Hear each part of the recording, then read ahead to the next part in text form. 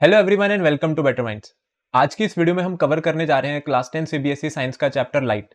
अब ये जो चैप्टर लाइट है इसे हमें दो पार्ट्स में पढ़ना है। एक पार्ट में हम पढ़ेंगे रिफ्लेक्शन ऑफ लाइट के बारे में और दूसरे पार्ट में हम लोग पढ़ेंगे रिफ्रैक्शन ऑफ लाइट को।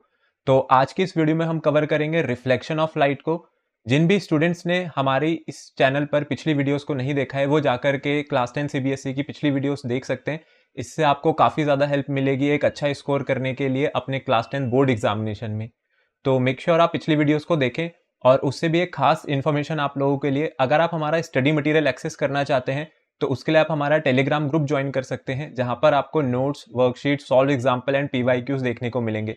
सो मेक श्योर जिन बच्चों ने अभी तक हम लोगों को सब्सक्राइब नहीं किया है वो चैनल को सब्सक्राइब कर लें और जाकर के हमारा टेलीग्राम चैनल ज्वाइन करें, जिससे कि आपको स्टडी मटेरियल एक्सेस करने में हेल्प मिले।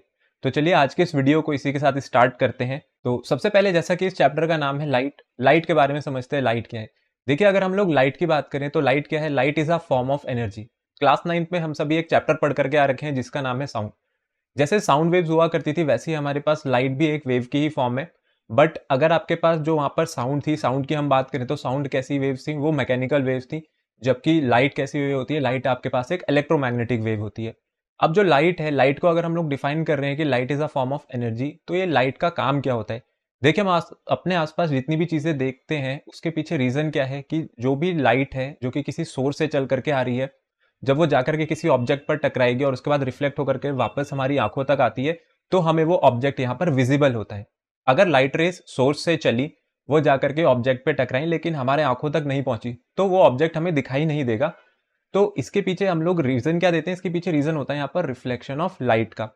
तो देखिए कोई भी ऑब्जेक्ट जो आपको येलो दिख रहा है, रेड दिख रहा है, व्हाइट दिख रहा है या ब्लैक दिख रहा है, इसके पीछे रीजन क्या है? ऑब्जेक्ट्स के जो कलर है वो हम लोग क्यों डिफ्रेंशिएट कर पाते हैं, ऑब्जेक्ट्स को यहाँ पर कलरफुल क्यों देख सकते हैं। देखिए जो व्हाइट लाइट है, व्हाइट लाइट आपको पता होगा कि white light is a combination of multiple colours. तो जितने भी कलर्स यहाँ पर व्हाइट लाइट के थे, जब वो जाकर के किसी ऑब्जेक्ट पर टकराएंगे तो वो ऑब्जेक्ट सभी कलर्स को एब्जॉर्ब कर लेगा, लेकिन वो किसी एक पर्टिकुलर फ्रीक्वेंसी या किसी पर्टिकुलर वेवलेंथ के कलर को यहाँ पर एमिट करेगा।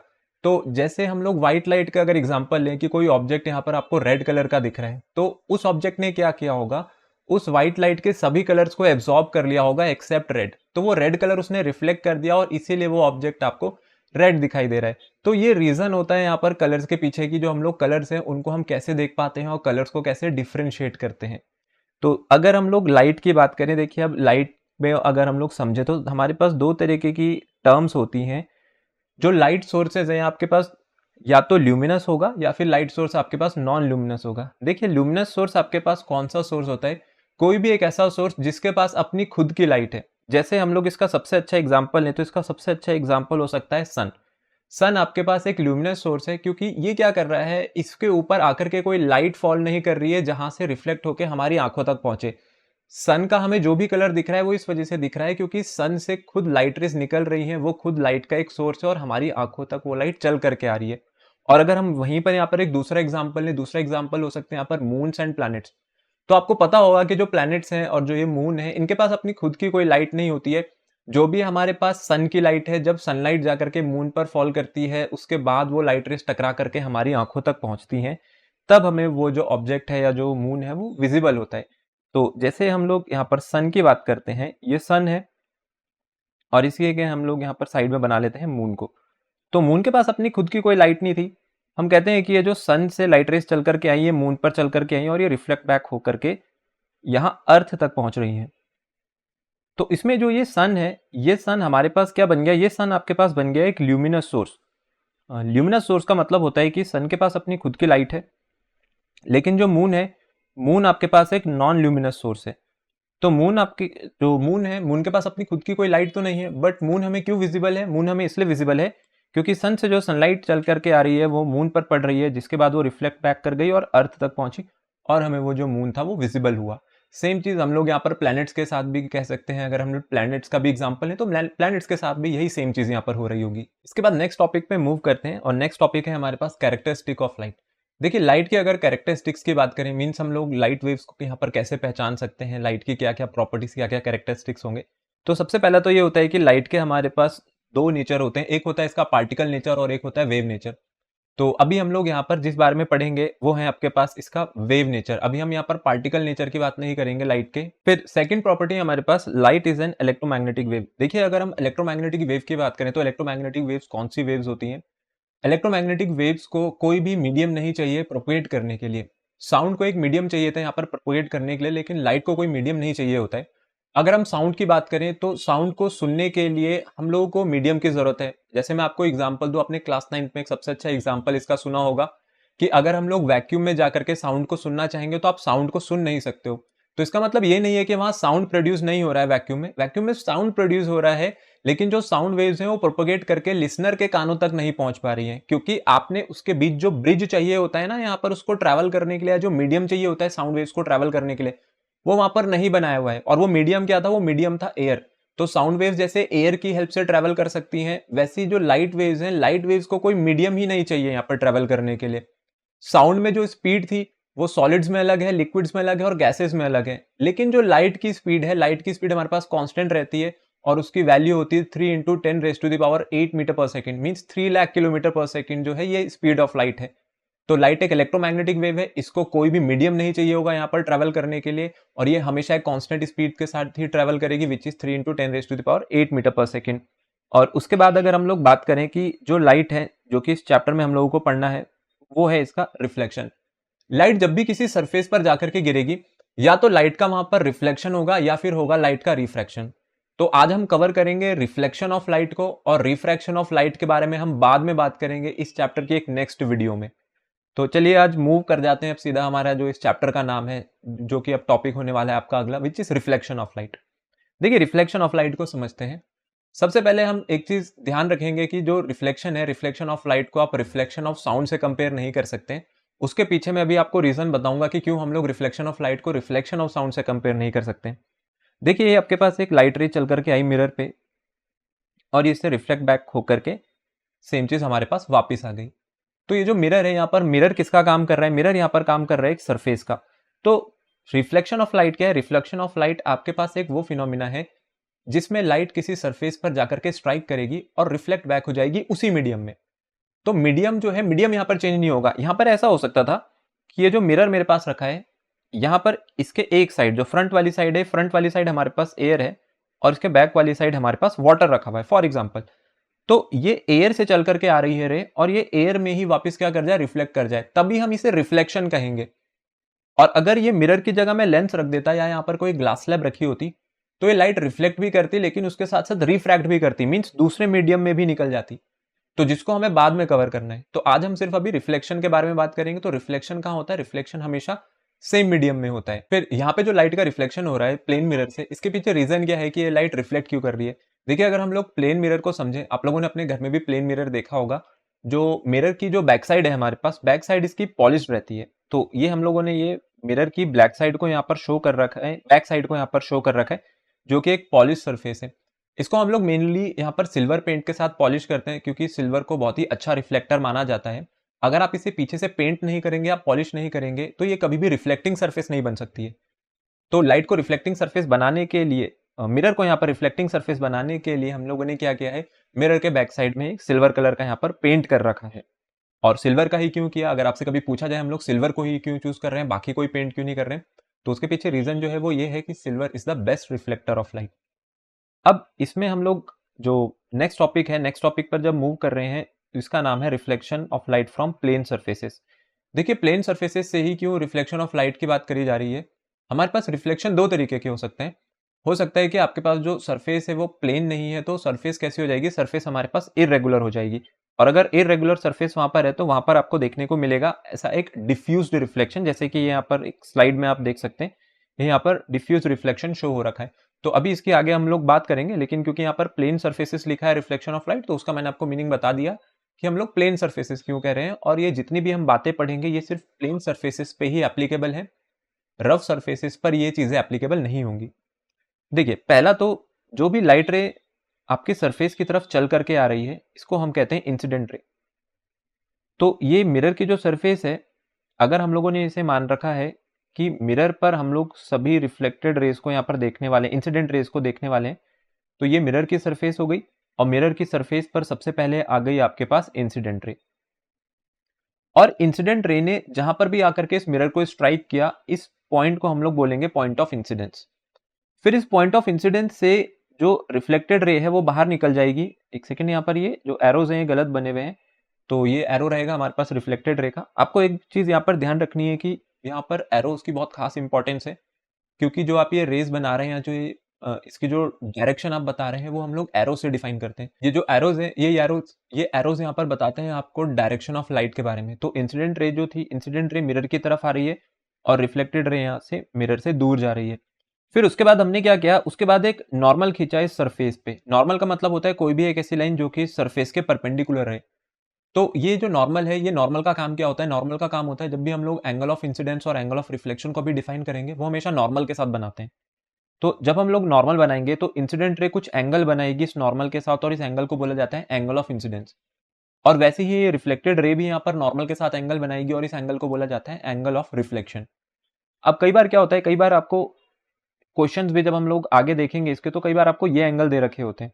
तो ये एंगल एंगल ऑफ इंसिडेंस नहीं है। ये जो एंगल है, ये एंगल इंसिडेंट रे का सरफेस के साथ बन रहा है। लेकिन एंगल ऑफ इंसिडेंस क्या होता है? जो कि आपके पास इंसिडेंट रे बनाएगी नॉर्मल के साथ। तो ये तो सरफेस के साथ बन गया, तो इसको हम क्या कहते हैं? इसको हम कहते हैं ग्लैंस एंगल ऑफ इंसिडेंस। और वैसे ही जो ये वाला एंगल है, ये एंगल बन जाएगा आपके पास ग्लैंस एंगल ऑफ रिफ्लेक्शन। तो ग्लैंस एंगल कौन से होते हैं? ग्लैंस एंगल आपके पास वो एंगल्स होते हैं जो कि इंसिडेंट रे और रिफ्लेक्टेड रे बनाती हैं सरफेसेस के साथ। फिर अगला जो टॉपिक है हमारे पास, अगला टॉपिक है laws of reflection of light.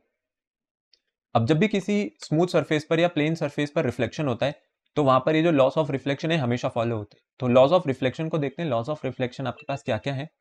जो पहला लॉ है हमारे पास रिफ्लेक्शन का, वो आपको ये बताता है कि जो इंसिडेंट रे है और जो नॉर्मल है और उसके साथ जो ये रिफ्लेक्टेड रे है, ये तीनों के तीनों सेम ही प्लेन पर लाई करेंगे।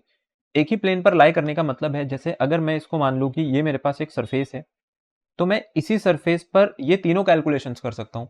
मीन्स यहीं पर इंसिडेंट रे आ रही होगी, यहीं से रिफ्लेक्टेड रे बाहर निकल रही होगी, और इसी के ऊपर मैं यहाँ पर वो नॉर्मल बना सकता हूँ।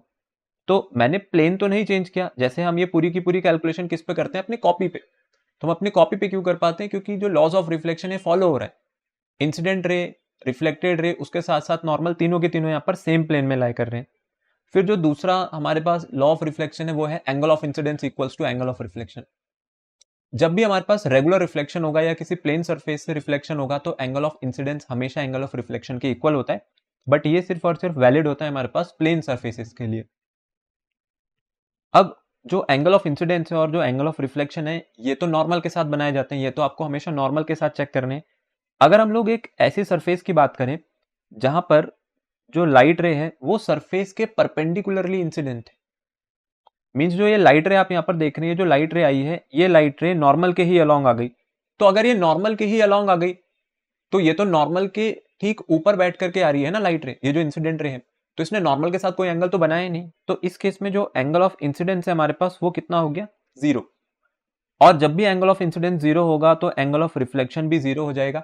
इसका मतलब कोई भी लाइट रे जो कि नॉर्मली इंसिडेंस होती है किसी सरफेस पर, वो परपेंडिकुलरली ही यहाँ से रिफ्लेक्ट बैक कर जाती है सेम उसी मीडियम में। तो ये है आपके पास वो केस जहां पर एंगल आई भी 0 है और एंगल आर भी 0 है, और यहाँ पर जो रे ऑफ लाइट थी वो नॉर्मली इंसिडेंट थी इस सरफेस के ऊपर। फिर अगले टॉपिक पे बात कर लेते हैं, जिसके भी हमने थोड़ी देर पहले बात करी थी, regular reflection and diffuse reflection. देखिए रेगुलर रिफ्लेक्शन क्या है? रेगुलर रिफ्लेक्शन का मतलब है कि एक ऐसी सरफेस जहां पर एंगल ऑफ इंसिडेंस हमेशा एंगल ऑफ रिफ्लेक्शन के इक्वल रहे। मतलब जितनी भी ये लाइट रेज यहाँ पर इस सरफेस पर आकर के गिर रही हैं, ईच एंड एवरी लाइट रे जो एंगल ऑफ इंसिडेंस बना रही थी, उसके साथ बनने वाला एंगल ऑफ रिफ्लेक्शन हमेशा सेम रहेगा। लेकिन अगर हम लोग डिफ्यूज रिफ्लेक्शन की बात करें, जो डिफ्यूज रिफ्लेक्शन है, पहली बात तो वहां पर सरफेस भी आप देखेंगे तो सरफेस प्लेन नहीं है, सरफेस हमारे पास रफ है। तो यहाँ पर क्या होगा कि यहाँ पर जितनी भी लाइट रेज इस सरफेस पर गिरेंगी, ये एंगल ऑफ इंसिडेंस को फॉलो कर भी सकती है, वो angle of incidence equals to angle of reflection को फॉलो कर भी सकती है, नहीं भी कर सकती है। बहुत रेयर होता है कि यहाँ पर लॉ ऑफ रिफ्लेक्शन फॉलो हो, which is angle I equals to angle R. तो इसको हम कहते हैं इरेगुलर रिफ्लेक्शन या फिर डिफ्यूज रिफ्लेक्शन। अगर हम इसको इस तरीके से समझे, इसको एक एग्जाम्पल लेते हैं, बॉल का एक एग्जाम्पल यहाँ पे ले सकते हैं। अगर आप दीवार की तरफ बॉल फेंक के मारते हैं, तो जिस एंगल से वो बॉल दीवार की तरफ गई है, उसी एंगल से वो वापस आ जाएगी आपके हाथ में। लेकिन अब मैं बोलता हूं कि वो जो वॉल थी, वो वॉल आपने प्लेन नहीं रखी है, वो वॉल आपके पास यहाँ पर रफ है। रफ कह सकते हैं आप, मान के चलिए कि जो वॉल है वो बिल्कुल ऐसे ब्रिक्स वाली है, अभी उसके ऊपर हम लोगों ने सीमेंट नहीं किया है, तो वो एक रफ हो जाएगी वॉल। ठीक है, सीमेंटेड नहीं है। तो जब आप उसकी तरफ वो बॉल फेंक करके मारेंगे, अब इस बात की कोई गारंटी नहीं है कि वो जिस डायरेक्शन से आपके हाथ से ट्रैवल करके वॉल की तरफ गई है वो उसी डायरेक्शन में वापस आएगी। वो लेफ्ट राइट भी निकल सकती है कहीं, या अप साइड या बॉटम साइड अगर हम लोग देखें तो उसका जो मूवमेंट है वो इधर उधर कहीं भी चेंज हो सकता है। तो हुआ क्या, सिर्फ और सिर्फ एक चीज ने यहाँ पर डिफरेंस क्रिएट कर दिया, वो था यहाँ पर सरफेस की जो फिनिशिंग है। अगर सरफेस की फिनिशिंग बिल्कुल बराबर है, मीन्स हम कह रहे हैं कि वो एग्जैक्टली प्लेन है, तो ही हमारे पास एंगल ऑफ इंसिडेंस और एंगल ऑफ रिफ्लेक्शन यहाँ पर इक्वल होते हैं, और इसी को हम रेगुलर रिफ्लेक्शन कहते हैं। जहां पर ऐसा नहीं होगा वो आपके पास डिफ्यूज रिफ्लेक्शन हो जाएगा। चलिए आगे अब नेक्स्ट टॉपिक में मूव करते हैं, जिसका नाम है ऑब्जेक्ट्स एंड इमेजेस।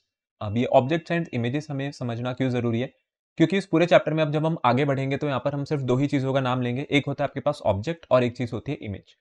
जो भी चीज आपने मिरर के सामने रखी है वो ऑब्जेक्ट बन गया, और उस ऑब्जेक्ट की मिरर क्या बना करके दे देगा, आपको इमेज बना करके दे देगा। लेकिन ऑब्जेक्ट को भी हम लोग दो तरीके से डिफाइन करते हैं। एक ऑब्जेक्ट होता है आपके पास पॉइंट ऑब्जेक्ट, और दूसरा ऑब्जेक्ट होते हैं हमारे पास लार्ज ऑब्जेक्ट, जिसको हम एक्सटेंडेड ऑब्जेक्ट्स भी कहते हैं। देखिए जो ऑब्जेक्ट बहुत ही ज्यादा छोटे हैं, मतलब एज कंपेयर टू जो मिरर साइज है, मिरर के साइज के कंपेरिजन में ऑब्जेक्ट का साइज बहुत ही ज्यादा कम है, तो उनको हम वेरी स्मॉल ऑब्जेक्ट्स की कैटेगरी में डाल देंगे और उनको पॉइंट ऑब्जेक्ट की तरह ट्रीट करेंगे। मींस जहां पर भी इनको रिप्रेजेंट करेंगे मिरर के सामने, सिर्फ डॉट बना करके छोड़ देंगे या पॉइंट बना करके छोड़ देंगे। लेकिन जिन भी ऑब्जेक्ट्स का साइज एज कंपेयर टू जो साइज ऑफ मिरर है उसको हम कंपेरेटिवली बहुत छोटा नहीं मान सकते और वो एक कंसिडरेबल यहाँ पर साइज होगा, तो उसे हम हमेशा एक एरो बना करके शो कर रहे होंगे, क्योंकि हम बार बार जो ऑब्जेक्ट है ऑब्जेक्ट का एग्जैक्ट शेप एंड साइज नहीं बनाएंगे, क्योंकि एग्जैक्ट शेप अगर बनाएंगे तो ये तो बहुत ही मुश्किल हो जाएगा। इसलिए हम लोग क्या करते हैं, इसलिए हम लोग सिर्फ यहाँ पर एरो बना करके छोड़ देते हैं। कोई हमें यहाँ पर अपनी आर्ट या ड्राइंग यहाँ पर नहीं दिखानी, सिर्फ प्योर फिजिक्स लगानी है। तो फिजिक्स क्या कहती है, फिजिक्स आपको कहती है कि आपको या तो इसे ऐसा पॉइंट ट्रीट करना है अगर ये पॉइंट ऑब्जेक्ट है, या फिर आपको यहाँ पर एरो बना करके छोड़ देना है अगर आपके पास ये एक एक्सटेंडेड ऑब्जेक्ट है। तो फिर अगली अगर हम लोग इमेज की बात करें तो देखिए इमेज क्या है। इमेज आपके पास एक ऑप्टिकल अपीयरेंस है किसी भी ऑब्जेक्ट का, जो कि हम लोगों ने लाइट की हेल्प से किसी मिरर से रिफ्लेक्ट कराया होगा या रिफ्रैक्ट कराया होगा। रिफ्रैक्शन लेंसेज में होता है, रिफ्लेक्शन हमारे पास मिरर में होता है। तो ये जो ऑप्टिकल अपीयरेंस है जो कि आपको यहाँ पर उस ऑब्जेक्ट की इमेज बना करके देगा, यहाँ पर जो बनने वाली इमेज है ये भी दो तरीके की होती है, या तो आपके पास इमेज रियल होगी या फिर इमेज होगी आपके पास वर्चुअल। तो नेक्स्ट टॉपिक में अब इसी को समझते हैं, रियल इमेजेस और वर्चुअल इमेजेस क्या है। देखिए रियल इमेज आपके पास वो इमेज है जहां पर लाइट रेस एक्चुअली इंटरसेक्ट कर रही होंगी एक दूसरे को। तो जब भी रिफ्लेक्शन होगा और जब हम लोग उस ऑब्जेक्ट की इमेज बनाने की कोशिश करेंगे यहाँ पर बिहाइंड द मिरर, तो हम लोग देखेंगे कि अगर वहां पर जो लाइट रेज है वो एक्चुअली इंटरसेक्ट कर रही है एक दूसरे को तो वो रियल इमेज है। और अगर लाइट रेज एक दूसरे को एक्चुअली इंटरसेक्ट नहीं कर रही है और हम लोग उसे फर्दर प्रोड्यूस कर रहे हैं, एक इमेजिनरी सिचुएशन लेकर के चल रहे हैं कि यहाँ पर लाइट रेज हो सकता है इंटरसेक्ट करती और इमेज बनती, तो उसको हम कहते हैं वर्चुअल इमेज। तो रियल इमेजेस आपके पास वो इमेजेस होती हैं जो कि एक्चुअल इंटरसेक्शन से बनती है और इनको स्क्रीन पर ऑब्टेन किया जा सकता है। तो स्क्रीन पर इसीलिए ऑब्टेन हो रही है क्योंकि एक्चुअली इंटरसेक्ट कर रही हैं। जैसे जैसे हम लोग अगर अपनी आंखों की बात करें तो हम अपनी आंखों से जितनी भी चीजें देखते हैं उसकी इमेज रेटिना पर फॉर्म होती है। लेकिन रेटिना पर वो जो इमेज फॉर्म हो रही है, तो रेटिना यहाँ पर किसकी तरह काम कर रहा है, रेटिना यहाँ पर एक स्क्रीन की तरह काम कर रहा है हमारी आंखों के लिए। तो स्क्रीन पर वो जो ऑब्जेक्ट की हम लोगों ने इमेज ऑब्टेन करी, वो इमेज कैसी रहती है, वो इमेज आपके पास रियल इमेज होती है। तो अब जो रियल इमेजेस की दूसरी प्रॉपर्टी है, वो दूसरी प्रॉपर्टी ये होती है कि जो रियल इमेज है ये हमेशा इन्वर्टेड होती है। इन्वर्टेड होने का मतलब है कि अगर आपने ऑब्जेक्ट उसके सामने बिल्कुल ऐसा सीधा रखा है, जैसे ये पेंसिल है, तो पेंसिल की जो ये टिप है अगर ये इसका टॉप है, तो जब इसकी इमेज बनेगी तो ये पेंसिल की जो इमेज है ये जस्ट इन्वर्ट हो जाएगी। ठीक है, मीन्स इसका जो टॉप था वो बॉटम बन गया और जो बॉटम था वो टॉप बन गया। तो अब जो टिप है इसकी टिप यहाँ पर डाउन साइड पर आ गई और ये है पेंसिल का हेड। ठीक है, जबकि इसकी ओरिजिनल पोजीशन ये थी। तो ये मिरर के सामने तो ऐसा रखा हुआ है, लेकिन जब इसकी इमेज बनी तो इस पेंसिल की इमेज कुछ इस तरीके से बनेगी। तो अभी जैसे मैंने थोड़ी देर पहले आपको एग्जांपल दिया था यहाँ पर रेटिना का, तो सेम चीज हमारे आंखों के साथ होती है। जितनी भी इमेजेस हम देखते हैं रेटिना पर, वो सारी की सारी क्या होती है, वो सारी की सारी रियल इमेजेस होती है, मीन्स वो इन्वर्टेड होती है। बट हम तो चीजों को सीधा ही करके देख पाते हैं और उसके पीछे जो रीजन है उसके पीछे रीजन कंप्लीटली हमारे पास यहाँ पर न्यूरोलॉजिकल रीजन होते हैं, क्योंकि जो ब्रेन है यहाँ पर ब्रेन हेल्प करता है आपको उन सभी इन्वर्टेड इमेजेस को सीधा करके आगे दिखाता है। और लेकिन अगर हम लोग वर्चुअल इमेजेस की बात करें, तो पहली बात तो जो वर्चुअल इमेजेस है वो एक्चुअल इंटरसेक्शन से फॉर्म नहीं हो रही होंगी। वो कैसी होंगी, वो आपके पास यहाँ पर इमेजिनरी इंटरसेक्शन होगा। तो वर्चुअल इमेज के केस में अगर ये पेंसिल मैंने सीधी रखी है तो ये आपको सीधी ही दिखेगी, मीन्स इसका जो टिप है ये टॉप साइड पर है और जिसका ये जो हमारे पास बॉटम कह सकते हैं ये पेंसिल का हेड था। तो अगर ऐसा रखा है इसको तो इसकी इमेज भी ऐसी ही बन करके आएगी। ये होती है हमारे पास वर्चुअल इमेजेस। तो जो रियल इमेजेस हैं वो इन्वर्टेड होती है, मीन्स जहां भी रियल वर्ड आएगा वहां पर आएगा रियल एंड इन्वर्टेड, और जहां आपके पास वर्चुअल आएगा उसके आगे हम लोग लिखेंगे इरेक्ट। तो रियल इमेज की हम लोगों ने बात करी थी। रियल इमेजेस स्क्रीन पर ऑब्टेन नहीं कर सकते, लेकिन वर्चुअल इमेजेस को स्क्रीन पर ऑब्टेन किया जा सकता है। जो मैग्निफिकेशन है, यहाँ पर एक मैग्निफिकेशन को लेकर के टर्म लिखी हुई है, इसको हम सबसे आखिरी में समझेंगे मैग्निफिकेशन क्या है। अभी मैं आपको इसका छोटा सा ओवरव्यू दे देता हूँ। मैग्निफिकेशन का मतलब है एज कंपेयर टू जो ऑब्जेक्ट का साइज है उसके कंपैरिजन में इमेज का साइज कितना ज्यादा या कितना कम है। अगर इमेज का साइज ज्यादा निकल करके आता है तो हम लोग कहेंगे एक मैग्नीफाइड इमेज निकल करके आ रही है, एक बड़ी इमेज निकल करके आ रही है as compare to size of object. तो मैग्निफिकेशन हमेशा नेगेटिव रहते हैं रियल इमेजेस के, और जो वर्चुअल इमेजेस हैं उसके जो मैग्निफिकेशन है आपके पास ये हमेशा पॉजिटिव होते हैं। तो जो रियल इमेजेस हैं, रियल इमेजेस आपके पास छोटी भी हो सकती हैं, रियल इमेजेस इक्वल साइज की भी हो सकती हैं ऑब्जेक्ट की, और बड़े साइज की भी हो सकती हैं। लेकिन जो वर्चुअल इमेज है हमेशा है आपके पास मैग्नीफाइड होती है। वर्चुअल इमेजेस कभी भी अपने ऑब्जेक्ट के साइज के कंपैरिजन में छोटी बन करके नहीं आएंगी। तो ये कुछ इंपॉर्टेंट डिफरेंसेस हैं जो कि रियल इमेज और वर्चुअल इमेज को यहाँ से डिफरेंशिएट करते हैं। अब आगे बढ़ जाते हैं हम लोग नेक्स्ट टॉपिक पे, जिसका नाम है formation of image in a plane mirror. तो अब हम लोग यहाँ पर प्लेन मिरर में इमेज के फॉर्मेशन को देखेंगे कि कोई भी ऑब्जेक्ट अगर मिरर के सामने रख दिया जाए, एक प्लेन मिरर के सामने, तो उसकी इमेज फॉर्मेशन हम लोगों को कैसे करके दिखानी है। देखिए पहला केस लेकर के चल रहे हैं कि जो ऑब्जेक्ट हमने मिरर के सामने रखा है उसको हम एक पॉइंट ऑब्जेक्ट की तरह ट्रीट करेंगे। देखिए पॉइंट ऑब्जेक्ट की तरह क्यों ट्रीट कर रहे हैं, क्योंकि जो ऑब्जेक्ट का साइज है वो मिरर के साइज के कंपैरिजन में बहुत ही कम रहा होगा। जब भी किसी ऑब्जेक्ट से लाइट रेस चल करके आती हैं किसी मिरर की तरफ, तो वो यहाँ पर हमने दो लाइट रेस शो करी है। ये हमेशा दो लाइट रेस नहीं होंगी, ये मिलियंस ऑफ लाइट रेस रही होंगी। लेकिन अब हम वो मिलियंस ऑफ लाइट रेस तो नहीं बना सकते हैं कॉपी में, और अगर हम दो बना रहे हैं तो उसके पीछे रीजन ये होता है क्योंकि डायग्राम जो है आपका वो नीट एंड क्लीन लगना चाहिए, और इमेज फॉर्मेशन के लिए दो ही जो रेज हैं वो काफी होती हैं। आपको 3 4 या 5 बनाने की जरूरत नहीं है। आप जितनी ज्यादा इमेज के लिए यहाँ पर लाइंस यूज कर देंगे या रेस यूज कर देंगे, उतना ही ज्यादा आपका जो डायग्राम है वो खराब लगने लगेगा, नीट एंड क्लीन नहीं रहेगा। तो ऑब्जेक्ट से हमने माना है कि ये लाइट रे चल करके आई जो इंसिडेंट है, तो ये यहाँ से रिफ्लेक्ट बैक कर जाएगी इसी मीडियम में। फिर एक दूसरी लाइट रे हम लोगों ने यहाँ पर बनाई है, ये आकर के मिरर पे टकराई और फिर यहाँ से रिफ्लेक्ट बैक कर गई। अब अगर मैं मिरर के फ्रंट में बात करूं तो आप देख सकते हैं लाइट रेज एक दूसरे से दूर जाती हुई दिख रही है, इनके बीच का जो डिस्टेंस है वो लगातार बढ़ रहा है। तो ये मिरर के फ्रंट में तो कभी भी मीट नहीं करेंगी क्योंकि एक दूसरे के पैरेलल भी नहीं है, एक दूसरे से यहाँ पर वाइड अपार्ट है, और आगे जाते जाते जो इनके बीच की डिस्टेंस वो बढ़ती ही चली जा रही है। तो फिर इसको मीट कैसे करें, इसको इंटरसेक्शन को हम लोग कैसे देखेंगे। देखिए इसके इंटरसेक्शन के लिए जो पहली वाली लाइट रे थी, अगर मैं उसकी रिफ्लेक्टेड रे को फर्दर प्रोड्यूस कर दूं बैक ऑफ द मिरर, और जो आपके पास दूसरी वाली लाइट रे थी अगर हम इसको भी फर्दर प्रोड्यूस कर दें बैक ऑफ द मिरर, तो ये वर्चुअली इंटरसेक्ट होती हुई दिखेंगी इस पॉइंट पर जिसका नाम है पॉइंट आई।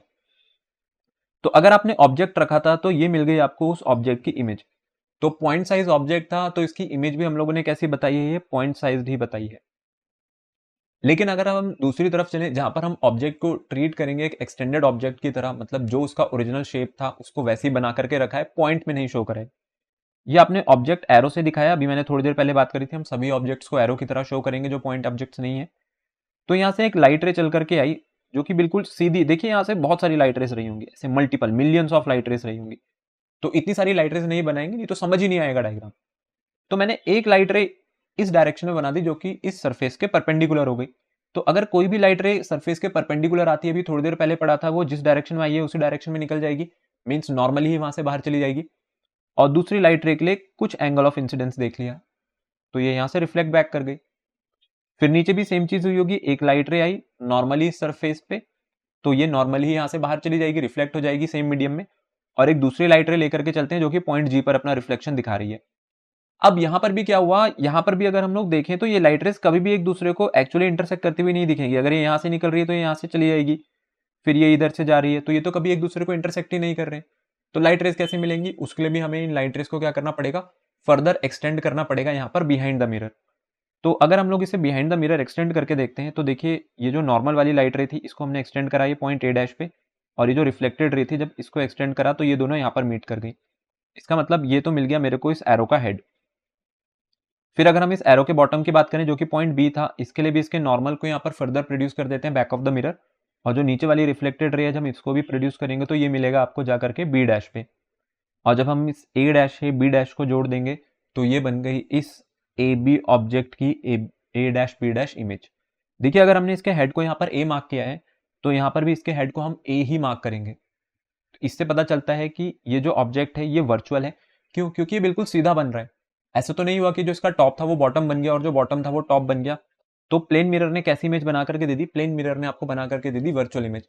तो ये कोई नई बात नहीं है, हमने हमेशा से देखा है कि अगर हमें जब ये फिजिक्स के बारे में नहीं भी पता था, हम जब भी खुद को शीशे में देखते हैं तो हमारी इमेज हमेशा सीधी ही दिखती है। ऐसा नहीं होता है कि हमारा जो सिर है वो पैरों की तरफ आ जाएगा, हमारे जो पैर हैं वो सिर की तरफ चले जाएंगे। ऐसा सिर्फ कहाँ पर हो सकता है? ऐसा सिर्फ तब हो सकता है जब आपकी इमेज एक रियल इमेज बन रही होती। तो क्या हम कह सकते हैं कि जो मिरर इमेज है हमारी वो कैसी होती है? वो वर्चुअल इमेज होती है। और मिरर हमारे पास कैसा है? Plane mirror. तो प्लेन मिरर आपको कैसी इमेज बना करके देते हैं? प्लेन मिरर आपको बना करके देते हैं virtual and erect images. Plane mirror real images नहीं बनाते हैं, क्योंकि जो रियल इमेजेस हैं वो इन्वर्टेड होती हैं। तो अगला जो टॉपिक है वो इसी के ऊपर है कि क्या क्या कैरेक्टरिस्टिक्स होते हैं उन इमेजेस के जो कि एक प्लेन मिरर बनाता है। देखिए, सबसे पहले तो जो इमेज है वो वर्चुअल होगी और उसके साथ साथ इरेक्ट भी होगी। और यहाँ पर जो साइज था, अगर आप साइज के ऊपर ध्यान दें, मैं बोलता हूँ अगर ये 10 सेंटीमीटर इसका साइज रहा होगा तो इसकी इमेज भी 10 सेंटीमीटर की ही आएगी। हमारी जो भी हाइट होती है, जो हमारी नेचुरल हाइट है, जो हमारी ओरिजिनल हाइट है, अगर मैं उसकी इमेज देखूँ यहाँ पर मिरर में तो वो सेम ही रहती है। वो हमें छोटा करके या बड़ा करके नहीं दिखा देगी, मीन्स ना वहाँ पर कोई मैग्निफिकेशन होगा, ना ही हमारी इमेज को डिमिनिश कर देगा प्लेन मिरर। इसका मतलब जो इमेज का साइज है वो बराबर रहता है, इमेज का साइज चेंज नहीं होता है। उसके साथ साथ आप मिरर से जितनी डिस्टेंस पर खड़े होंगे आपको ऐसा लगेगा कि आपकी इमेज भी मिरर से उतनी ही डिस्टेंस पर बन रही है पीछे। तो आपने ये चीज नोटिस करी होगी कि जैसे जैसे आप मिरर के पास जाते हैं तो आपकी इमेज भी आपको बैक साइड से ऐसा लगता है कि वो चलते हुए आगे आ रही है। तो आप भी आगे चल करके मिरर की तरफ जा रहे हैं तो आपकी इमेज भी वहां पर बैक साइड से चल करके आगे आ रही होगी। तो इसका मतलब जो डिस्टेंस है ऑब्जेक्ट की मिरर से और जो डिस्टेंस है इमेज की मिरर से, ये दोनों सेम होती है। तो distance of object from the mirror is equal to the distance of object is equal to the distance of image from the mirror. तो इमेज की डिस्टेंस यहाँ पर ऑब्जेक्ट के डिस्टेंस के इक्वल रहती है। और एक खास चीज यहाँ पर जिसका नाम होता है लेटरल इन्वर्जन।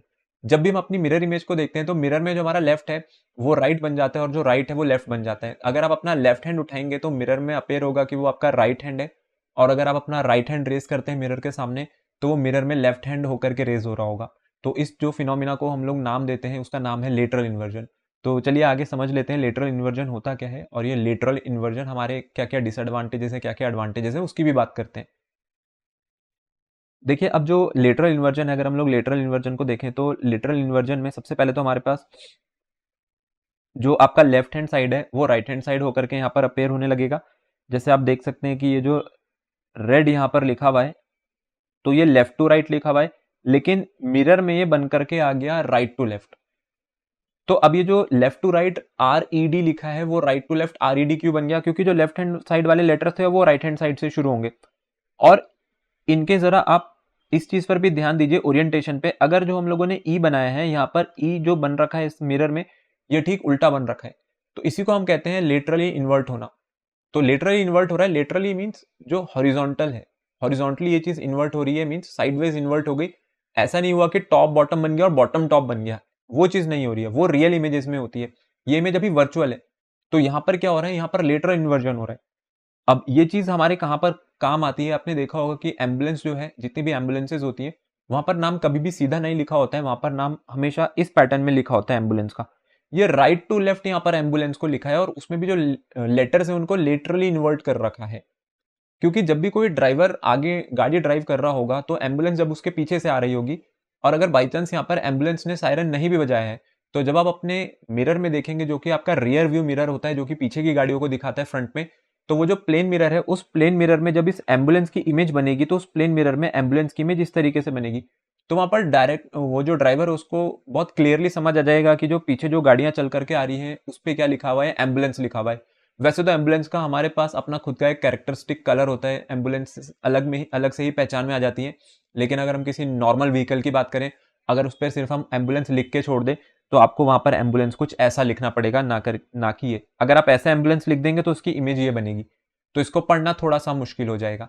इसलिए ये जो लेटरल इन्वर्जन है आपको यहाँ पर हेल्प कर रहा है एक तरीके से, कि जो एम्बुलेंस है उसको आपने राइट टू लेफ्ट लिखा है वर्ड्स में, तो इसीलिए वो अब लेफ्ट टू राइट अपेयर होगा जब आप उसे प्लेन मिरर से देखेंगे। तो ये प्लेन मिरर की प्रॉपर्टी थी जो कि लिटरली इन्वर्ट कर देती है इमेजेस को। अब अगले नेक्स्ट टॉपिक पे मूव कर जाते हैं, इसका नाम है यूजेस ऑफ प्लेन मिरर। तो ये जो प्लेन मिरर है इसके क्या क्या यूजेस रहते हैं? देखिए, अगर हम लोग प्लेन मिरर की बात करें तो हमने अपने आसपास जितने भी मिरर्स यूज किए हैं वो ज्यादातर प्लेन मिरर होते हैं जो अपने घरों में यूज करते हैं। अभी गाड़ियों की बात नहीं करेंगे, अभी सिर्फ घरों की बात कर रहे हैं। तो घरों में हमारे जो ड्रेसिंग टेबल पे भी जो मिरर लगा हुआ होता है वो एक प्लेन मिरर है। अब वो प्लेन क्यों होता है? क्योंकि आपको अपनी इमेज वैसी ही चाहिए जैसे आप दिखते हैं। मीन्स जो भी आपका एक्चुअल हाइट है, जो भी आपकी एक्चुअल साइज है, आपको वही साइज और हाइट के ऑब्जेक्ट की इमेज जो है वो वहां पर चाहिए मिरर में, इसलिए हम लोगों ने एक प्लेन मिरर लगाया है। अगर हम लोग अपने बाथरूम्स की बात करें तो हम लोग अपने बाथरूम्स में भी क्या यूज़ करते हैं, वहाँ पर भी हम लोग प्लेन मिरर ही यूज़ करते हैं। फिर जो इसका सेकंड यूज़ है, सेकंड यूज़ होता है इसका ज्वेलरी शॉप्स में भी हम लोग प्लेन मिरर को यूज़ कर सकते हैं। फिर नेक्स्ट यूज़ है इसका ब्लाइंड टर्न्स में। तो जो प्लेन मिरर है, प्लेन मिरर को हम लोगों ने ब्लाइंड टर्न्स पे फिक्स किया हुआ होता है, कुछ ऐसे टर्न्स जो कि बिल्कुल शार्प टर्न है। तो इससे क्या होता है, इससे ड्राइवर को हेल्प होती है, वहाँ पे सामने से आने वाली गाड़ी को वो देख सकता है, क्योंकि जब टर्न्स हम लोग लेते हैं तो जो भी ड्राइवर यहाँ पर ड्राइव कर रहा होगा, उसका विजन अभी इस डायरेक्शन में, तो उसको नहीं पता चलेगा कि उसके सामने से कौन सी गाड़ी यहाँ पर आ रही थी। ठीक है, तो ये जो प्लेन मिरर है, ये प्लेन मिरर आपको क्या करते हैं, प्लेन मिरर आपको हेल्प करते हैं यहाँ पर ब्लाइंड टर्न्स पे। उसके बाद प्लेन मिरर का जो अगला यूज है, प्लेन मिरर का अगला यूज है पेरिस्कोप्स बनाने के लिए। तो ये कुछ यूजेस हैं प्लेन मिरर्स के जो कि आप पढ़ के याद कर सकते हैं।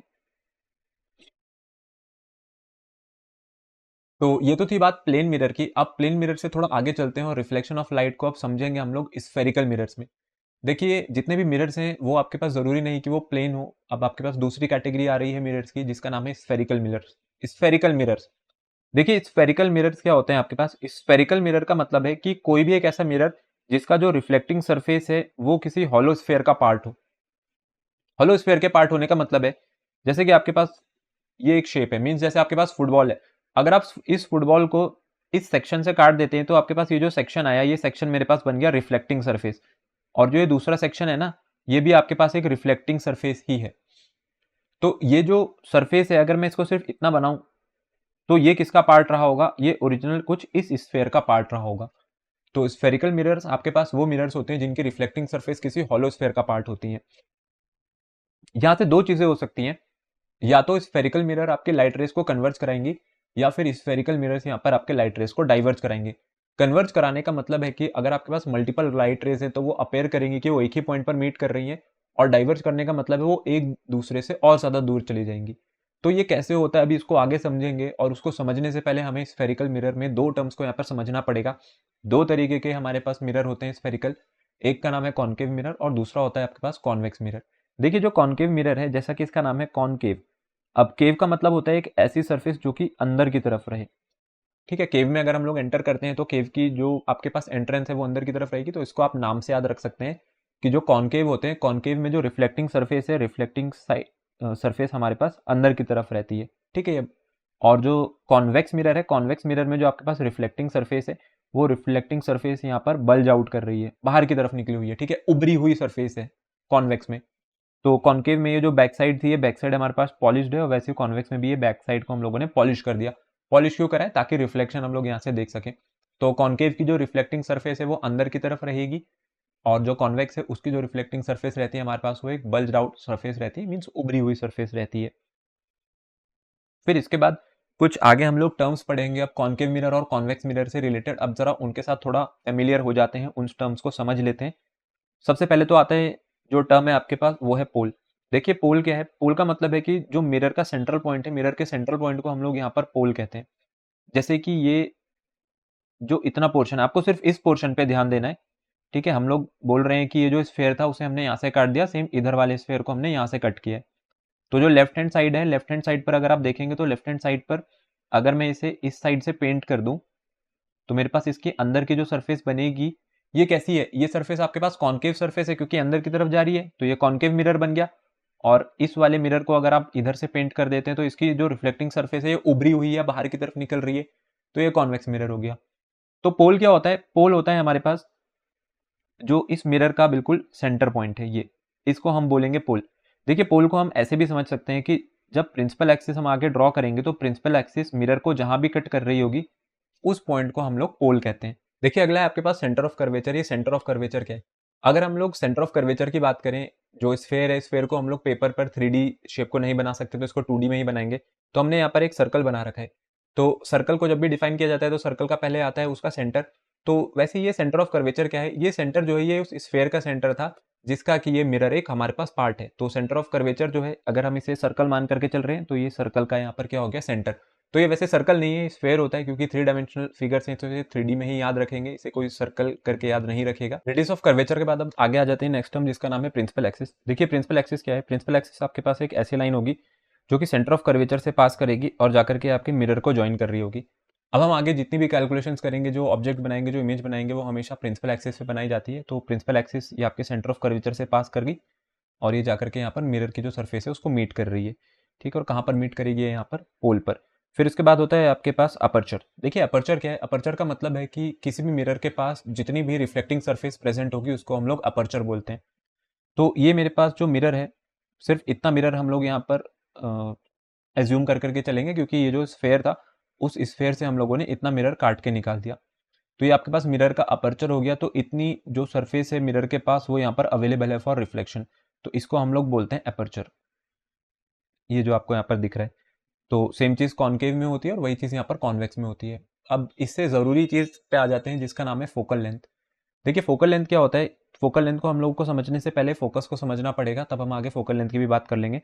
फोकस का मतलब है कि कोई भी एक ऐसा पॉइंट जहां पर सभी लाइट रेस कन्वर्ज होती हुई दिखेंगी, अगर हम कॉन्केव की बात करें, ठीक है। तो कॉन्केव मिरर का फोकल पॉइंट कौन सा हो गया, या इसका फोकस जो पॉइंट है उसको हम कैसे डिफाइन करेंगे, कोई भी एक ऐसा पॉइंट जिस पर सारी की सारी लाइट रेस आपको कन्वर्ज होती हुई मिलेंगी, जो कि उस कॉन्केव मिरर पर यहाँ पर आकर के फॉल कर रही थी। तो इसलिए लिखा है parallel beam of light after reflection from concave mirror converges at a point in the front of the mirror.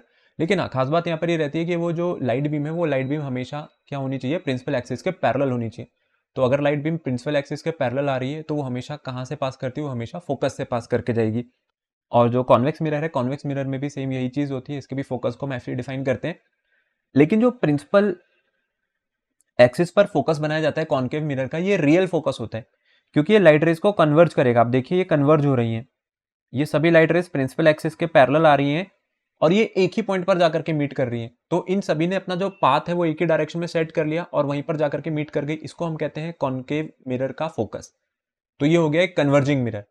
लेकिन जो कॉन्वेक्स मिरर है, कॉन्वेक्स मिरर आपके पास एक डाइवर्जिंग मिरर है। और डाइवर्जिंग मिरर क्यों है, देखिए जो लाइट रेस आई है पैरेलल टू प्रिंसिपल एक्सिस, वो यहां से दूर जा रही है, रिफ्लेक्ट होकर के दूर जा रही है।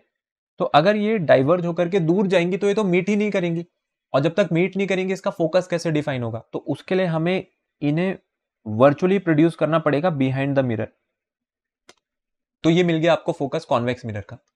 तो कॉन्वेक्स मिरर का जो फोकस है वो एक रियल फोकस नहीं है, वो आपके पास एक इमेजिनरी फोकस है, क्योंकि हमने एज्यूम करा है कि वो रिफ्लेक्टेड रेज कहां पर मीट कर रही है, यहाँ पर बिहाइंड द मिरर मीट कर रही है। तो कन्वर्जिंग मिरर हो गया कॉन्केव मिरर, और वैसे ही आपके पास जो कॉन्वेक्स मिरर है वो हो गया आपके पास एक डाइवर्जिंग मिरर। तो यहां पर बनी है आपके पास इसका फोकस कॉन्वेक्स का, और ये बना है आपके पास कॉन्केव का फोकस। तो कॉन्केव का फोकस रियल फोकस है, लेकिन वही जो कॉन्वेक्स है उसका फोकस वर्चुअल या फिर इमेजिनरी है। तो जहां आपके पास रेडियस ऑफ कर्वेचर है, रेडियस ऑफ कर्वेचर को हम लोग डिफाइन करते हैं आर से। तो सेंटर ऑफ कर्वेचर जो था, सेंटर ऑफ कर्वेचर के साथ ही मैं आपको रेडियस ऑफ कर्वेचर भी बता देता हूँ। रेडियस ऑफ कर्वेचर शायद हम लोगों का रह गया था। रेडियस ऑफ कर्वेचर क्या है, देखिए जो सेंटर ऑफ कर्वेचर है, सेंटर ऑफ कर्वेचर से लेकर के पोल तक की जो डिस्टेंस है इसको हम लोग बोलते हैं रेडियस ऑफ कर्वेचर, ठीक है। ये नीचे मार्क हो रखा है यहाँ पर, जैसे सेंटर से लेकर के सर्कल की बाउंड्री तक की जो डिस्टेंस उसको रेडियस कहते हैं, वैसे ही यहाँ पर भी रेडियस है और कर्वेचर का रेडियस है, और इसके बिल्कुल बीच में पड़ता है फोकस। तो फोकस क्या हो गया, फोकस आपके पास रेडियस ऑफ कर्वेचर का हाफ हो गया। तो अगर हम लोग यहाँ से फोकल लेंथ को डिफाइन करें कि फोकल लेंथ क्या होती है, देखिए जो फोकल लेंथ होगी आपके पास, उसका रेडियस ऑफ कर्वेचर के साथ रिलेशन निकल करके आता है r इक्वल्स टू 2f। जो रेडियस ऑफ कर्वेचर है वो फोकल लेंथ का डबल है, तो फिर फोकल लेंथ किसके इक्वल हो गई, r/2 के। तो ये फोकल लेंथ क्या है, फोकल लेंथ का मतलब है पोल से लेकर के फोकस तक की डिस्टेंस। पोल से लेकर के फोकस तक की डिस्टेंस को हम लोग क्या बोलेंगे, फोकल लेंथ। तो फोकल लेंथ हमेशा हमारे पास रेडियस ऑफ कर्वेचर का हाफ रहेगी, या हम कह सकते हैं कि जो रेडियस ऑफ कर्वेचर है वो फोकल लेंथ का यहाँ पर डबल होता है। अब नेक्स्ट जो पार्ट है इस चैप्टर में वो है आपके पास rules for the formation of images.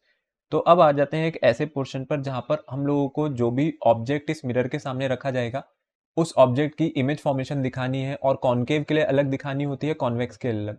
तो इसको समझते हैं कि इसको कैसे बताया जाता है। देखिए इसके कुछ रूल्स हैं। रूल्स का मतलब है कि हम लोग कुछ डेफिनेट सेट ऑफ रूल्स को याद रखेंगे। जब भी लाइट रे पैरेलल आएगी या फोकस से जाएगी तो कहाँ से निकलती है। 4 रूल्स यहाँ पर रहेंगे कॉन्केव के। आप कोई भी 2 रूल्स का यूज करके इमेज फॉर्मेशन को दिखा सकते हैं, ऐसा जरूरी नहीं है आपके चारों के चारों रूल एक ही जगह पर एक साथ लगाने। सबसे पहला रूल देखते हैं। सबसे पहला रूल हमारे पास ये होता है, जब भी लाइट रे पैरेलल आती है प्रिंसिपल एक्सिस के, तो वो हमेशा फोकस से पास करती है। ये जो लाइट रे है ए बी, ये लाइट रे यहाँ पर प्रिंसिपल एक्सिस के पैरेलल आई है तो ये फोकस से निकल गई, और इसी का जस्ट हम लोग जो सेकंड रूल है, जब हम लोग सेकंड रूल को देखेंगे तो सेकंड रूल में क्या लिखा हुआ है, सेकंड रूल में बताते हैं कि जो लाइट रे सेंटर ऑफ कर्वेचर से आती है वो सेंटर ऑफ कर्वेचर को ही वापस लौट जाती है after reflection from the concave mirror. तो ये कॉन्केव मिरर की सरफेस पे पड़ी लाइट रे जो कि सेंटर ऑफ कर्वेचर से आई थी, तो ये सेंटर ऑफ कर्वेचर को ही वापस लौट गई। फिर जो थर्ड रूल है, थर्ड रूल हमारे पास होता है प्रिंसिपल एक्सिस के पैरेलल आई थी तो फोकस से गई थी। अब उल्टा कर देते हैं कि अगर फोकस से आएगी तो क्या होगा, कोई भी लाइट रे जो कि फोकस से आएगी वो हमेशा पास करेगी पैरेलल टू प्रिंसिपल एक्सिस। तो प्रिंसिपल एक्सिस के पैरेलल आएगी तो फोकस से पास करती है, और अगर फोकस पे आएगी तो प्रिंसिपल एक्सिस के पैरेलल पास करेगी रिफ्लेक्ट होने के बाद। फिर उसके बाद अब जो नॉर्मल हमारे पास एक रूल होता ही है कि आपने बोल दिया कि ये पोल पर ही आ गई अगर, और अगर ये आकर के पोल पर टकरा जाती है तो यहाँ पर क्या फॉलो हो जाएगा, angle I equals to angle R. जो भी एंगल ऑफ इंसिडेंस इसने बनाया था इंसिडेंट रे ने यहाँ पर मिरर की सरफेस के साथ, उसी एंगल ऑफ इंसिडेंस को हम कन्वर्ट कर देंगे एंगल ऑफ रिफ्लेक्शन में, और ये यहाँ से रिफ्लेक्ट बैक कर जाएगी उसी मीडियम में। तो ये आपके पास चार रूल हैं जो कि आपको इमेज फॉर्मेशन में लगाने हैं। लेकिन जैसे मैंने आपको बताया था, आप एट अ टाइम कोई भी दो रूल लगाएंगे, क्योंकि दो ही लाइट रेस का हमें इंटरसेक्शन चाहिए होता है, उसके बाद हमें इमेज मिल जाती है। तो जरूरी नहीं कि चारों के चारों आपको एक साथ लगा देने। तो इसके कुछ केसेस अब हम लोग देख लेते हैं जो आपके सिलेबस में है और ये आपको याद रखने हैं। तो सबसे पहला केस लेकर के चलते हैं इसमें, जब ऑब्जेक्ट हम लोग ले जाकर के इन्फिनिटी पर रखेंगे। देखिए इन्फिनिटी कैसी डिस्टेंस है, इन्फिनिटी आपकी एक ऐसी डिस्टेंस रहेगी कि मिरर के सामने जो आपने ऑब्जेक्ट रखा है वो मिरर से बहुत ही ज्यादा दूर है। जैसे अर्थ से सन की डिस्टेंस ये इन्फिनिटी है, तो जरूरी नहीं कि हमेशा ये डिस्टेंस इतनी बड़ी हो, बट एज कम्पेयर टू जो मिरर है, मिरर के कंपैरिजन में वो जो डिस्टेंस रहती है वो काफी ज्यादा रहती है। तो उसके फोकल लेंथ का और जो डिस्टेंस ऑफ ऑब्जेक्ट है उसका कोई कंपैरिजन नहीं रहता है, इसलिए हम लोग क्या करते हैं उसको इन्फिनिटी मान लेते हैं। तो इन्फिनिटी से जो लाइट रेस निकल करके आ रही है, ये अभी ऐसा ही लग रहा है कि बिल्कुल पैरेलल टू प्रिंसिपल एक्सिस है, क्योंकि बहुत दूर से आ रही होंगी। ऑब्जेक्ट कहीं यहाँ पर रखा होगा आपने, तो यहाँ से ऑब्जेक्ट से लाइट रेस चल करके आ रही है, तो ये पैरेलल टू प्रिंसिपल एक्सिस आई तो सभी की सभी कहां से पास कर जाएंगी, फोकस से। जितनी भी लाइट रेज प्रिंसिपल एक्सिस के पैरेलल आती हैं वो फोकस से जाती हैं। सबसे पहला रूल आज हमने यही पढ़ा था। तो इसने फोकस पर जाकर के इसकी इमेज बना दी। तो ऑब्जेक्ट का अगर आप साइज देखें, ये ऑब्जेक्ट का जो साइज है वो कुछ इतना रहा होगा, लेकिन इसकी इमेज तो बिल्कुल पॉइंट के बराबर आ गई। तो ये है आपके पास सबसे पहला रूल कि जब भी लाइट रे प्रिंसिपल एक्सिस के पैरेलल आएगी वो फोकस से पास करती थी, तो इसका मतलब जब हम ऑब्जेक्ट इन्फिनिटी पर रखेंगे तो उसकी इमेज हमें कहां पर मिलेगी, इमेज मिलेगी आपको फोकस पर। और इमेज जो फोकस पर मिल रही है, ये पहली बात तो हाईली डिमिनिश्ड है, बिल्कुल पॉइंट साइज्ड है, ना के बराबर है, और उसके साथ साथ ये इमेज रियल और इन्वर्टेड रहती है। फिर जो दूसरा रूल है, दूसरे रूल में अब हमने ऑब्जेक्ट को क्या करा, बियॉन्ड सी प्लेस कर दिया। अब धीरे धीरे ऑब्जेक्ट को मिरर की तरफ लेकर के आ रहे हैं। इन्फिनिटी से अगर थोड़ा और पास लाएंगे तो इन्फिनिटी से पास लाने पर जो ऑब्जेक्ट है अब वो सेंटर ऑफ कर्वेचर के बस थोड़ा सा पीछे। तो अगर आपने इसको सेंटर ऑफ कर्वेचर के पीछे रखा हुआ है तो ऑब्जेक्ट बनता है, जो ऑब्जेक्ट है इस ऑब्जेक्ट की इमेज बनती है आपके पास बिटवीन एफ एंड सी। अब वो कैसे बनती है, देखिए एक लाइट रे यहाँ पर कंसिडर करते हैं जो प्रिंसिपल एक्सिस के पैरेलल आई, तो इसको आप फोकस से ले जा लीजिए, ये तो फोकस से चली गई।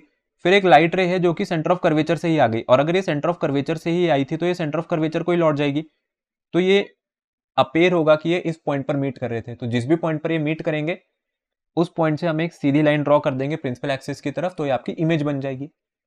अब ऑब्जेक्ट का जो हम लोगों ने एरो शो किया था, ये एरो का टॉप है, तो ये रहेगा ना एरो का टॉप, तो यहाँ पर क्योंकि ये प्रिंसिपल एक्सिस के नीचे बन रही है इमेज, ऐसे नहीं बनाएंगे इसको, ये गलत हो जाएगा, ये बनेगी इमेज प्रिंसिपल एक्सिस से। तो अब जो टॉप है वो बॉटम पे आ गया, तो ये इमेज भी कैसी हो गई, ये इमेज भी आपके पास एक रियल और इन्वर्टेड इमेज हो गई। और अगर आप इमेज का साइज देखेंगे तो इमेज का साइज काफी ज्यादा कम है एज कम्पेयर टू ऑब्जेक्ट। तो ये जो इमेज है ये हाईली डिमिनिश्ड तो नहीं है, लेकिन ये जो इमेज है ये डिमिनिश्ड जरूर है, और उसके साथ साथ ये इमेज रियल और इन्वर्टेड है।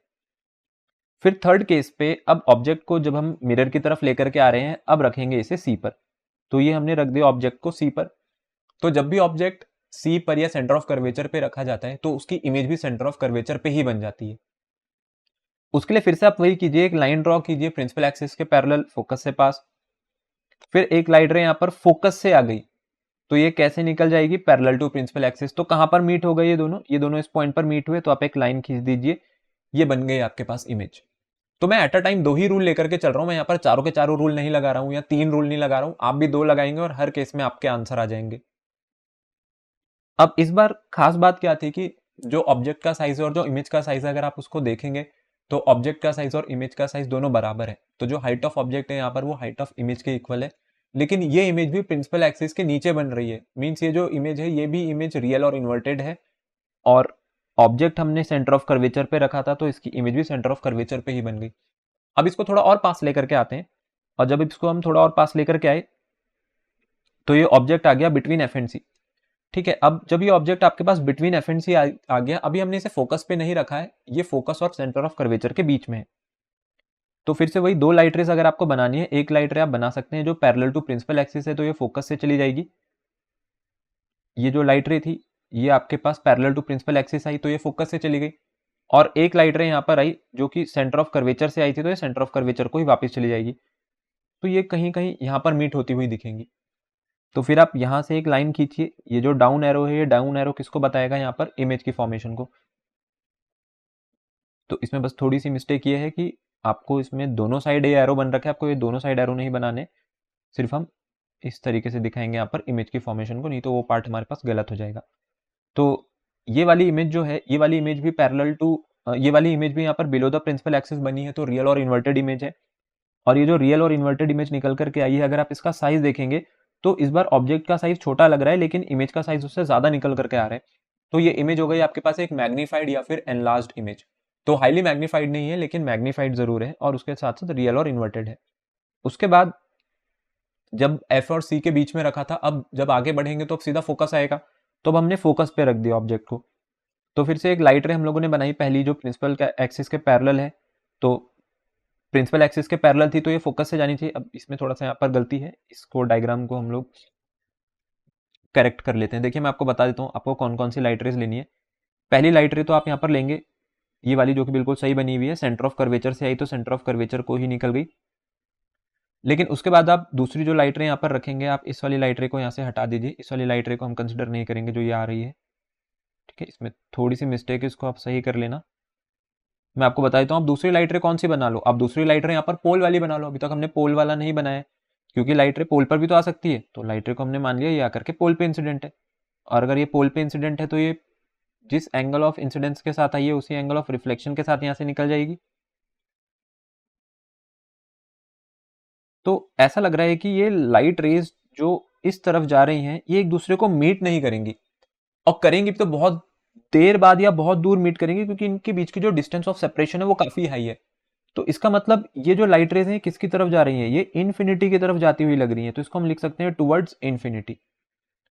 तो सबसे पहले वाला जो केस था इमेज फॉर्मेशन का, वो ये था कि अगर ऑब्जेक्ट इन्फिनिटी पर है तो इसकी इमेज हम लोगों को फोकस पे मिलती है, और अगर ऑब्जेक्ट हम लोग फोकस पे रख दें तो उसकी इमेज हमें क्या मिलती है, उसकी इमेज हमें मिलती है इन्फिनिटी पर। और इन्फिनिटी पर अगर ये जाकर के मीट भी हुई तो यहाँ से जो इमेज बनेगी वो आपके पास हाईली मैग्नीफाइड बनेगी, बहुत ही बड़ी इमेज बनेगी, जबकि हमने ऑब्जेक्ट को बहुत ही छोटा मान रखा है।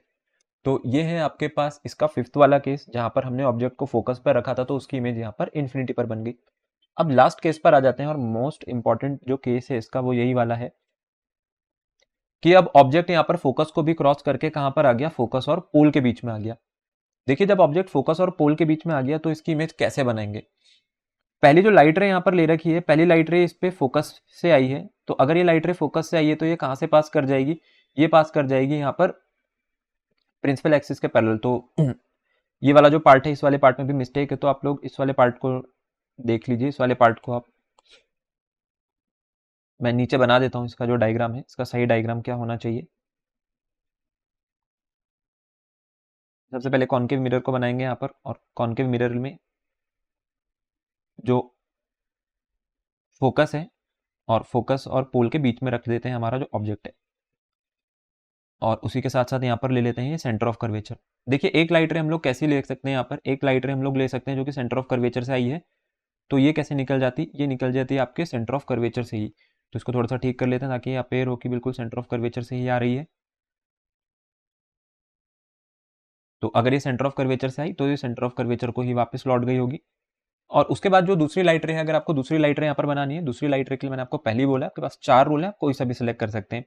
एक लाइट रे आप यहाँ पर अगर ये भी कंसिडर करते हैं कि पैरेलल टू प्रिंसिपल एक्सिस आ रही है, तो वो कहाँ से पास करेगी, वो पास कर जाएगी यहाँ पर फोकस से।